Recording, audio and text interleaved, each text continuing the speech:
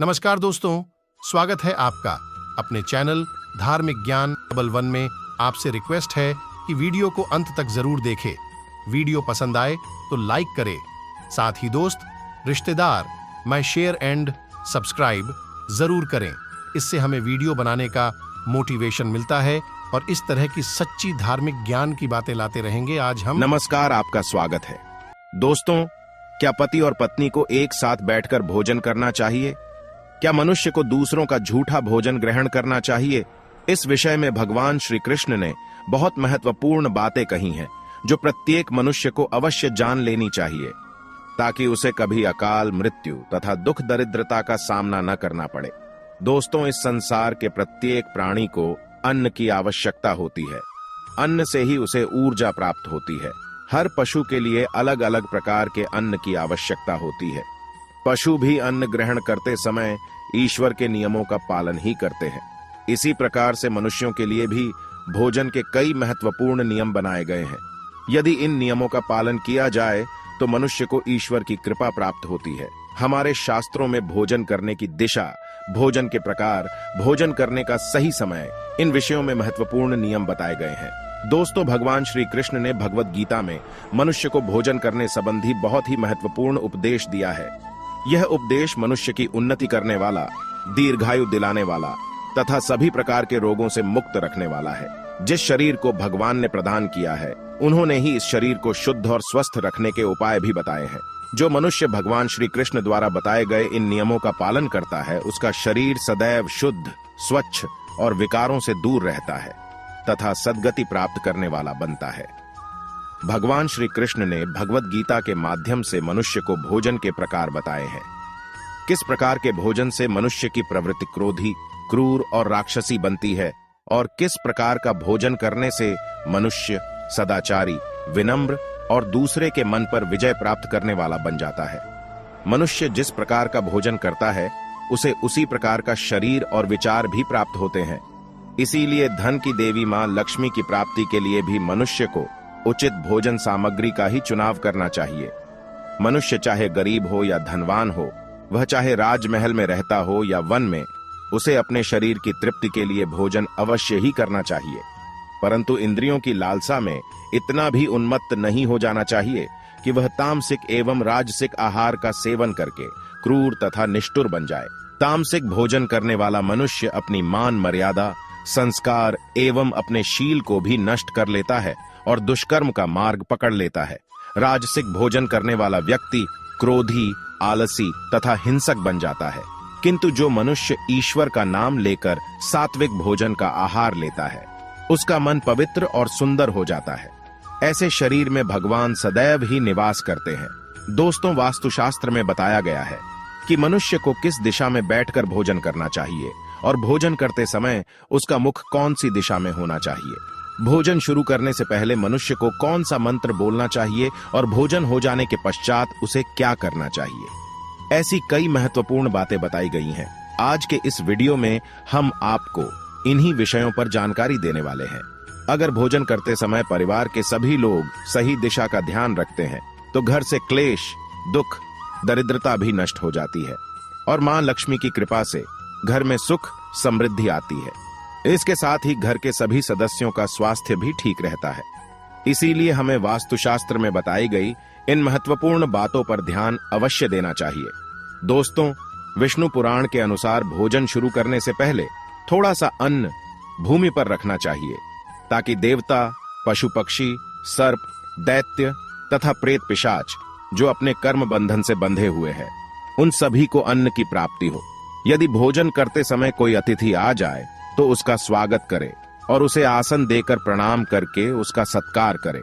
फिर उसे श्रद्धा पूर्वक भोजन कराकर विदा करे, क्योंकि जिसके घर से अतिथि निराश होकर लौट जाता है, उसे वह अपने पाप देकर उसके शुभ कर्मों को ले जाता है। श्री कृष्ण कहते हैं, मनुष्य को पिता के घर में रहने वाली विवाहित कन्या, दुखिया और गर्भ धारण की हुई स्त्री तथा वृद्ध को भोजन कराने के बाद ही भोजन करना चाहिए। इन सभी को भोजन कराए बिना जो स्वयं भोजन ग्रहण करता है, उसका भोजन पापमय बन जाता है। ऐसा व्यक्ति नरक में ही जाता है। जो स्नान किए बिना ही भोजन करता है, उसका भोजन मल भक्षण के समान हो जाता है। जो बालक एवं वृद्ध आदि के हिस्से का भोजन करता है उसका भोजन विष्ठा के समान हो जाता है, और जो बिना दान किए ही भोजन ग्रहण करता है उसका भोजन विष के समान बन जाता है। मनुष्य को कभी भी दुराचारी व्यक्ति द्वारा दिया गया अथवा दूसरों द्वारा अपमानित करके दिया गया भोजन कभी भी ग्रहण नहीं करना चाहिए। मनुष्य को चाहिए कि परोसे हुए भोजन का अग्रभाग अग्नि को देकर ही भोजन करना चाहिए। भोजन को एकाग्र चित्त होकर करना चाहिए। प्रथम मीठा, फिर लवण और खट्टा, और अंत में कटु एवं तीखे पदार्थों का सेवन करे। प्रथम 3 निवाले मौन होकर ग्रहण करने चाहिए। ऐसा करने से व्यक्ति के सभी पाप कर्म तुरंत नष्ट हो जाते हैं और भगवान की कृपा से उसे जीवन भर कभी अन्न की कमी महसूस नहीं होगी। दोस्तों, वास्तु के अनुसार पूर्व दिशा में बैठकर भोजन करने से व्यक्ति रोगों से और मानसिक तनाव से मुक्त हो जाता है। बीमार बुजुर्गों को पूर्व की ओर मुख करके भोजन अवश्य करना चाहिए। इससे उनके स्वास्थ्य में सुधार होता है, क्योंकि पूर्व दिशा उगते हुए सूर्य की दिशा है और सूर्य देव बल, आरोग्य तथा दीर्घायु प्रदान करते हैं। अगर कोई व्यक्ति व्यवसाय में तरक्की चाहता है अथवा नौकरी की तलाश में है तो उत्तर दिशा की ओर मुंह करके भोजन करे। उत्तर दिशा मां सरस्वती की दिशा है। इससे उस व्यक्ति को कार्यों में सफलता प्राप्त होती है। ध्यान रहे, दक्षिण दिशा की ओर मुख करके भोजन न करे। यह दिशा यम की दिशा है। वास्तुशास्त्र के अनुसार टूटे फूटे बर्तनों में भोजन नहीं करना चाहिए। यह दुर्भाग्य को निमंत्रण देता है। भोजन हमेशा स्वच्छ थाली में ही करना चाहिए।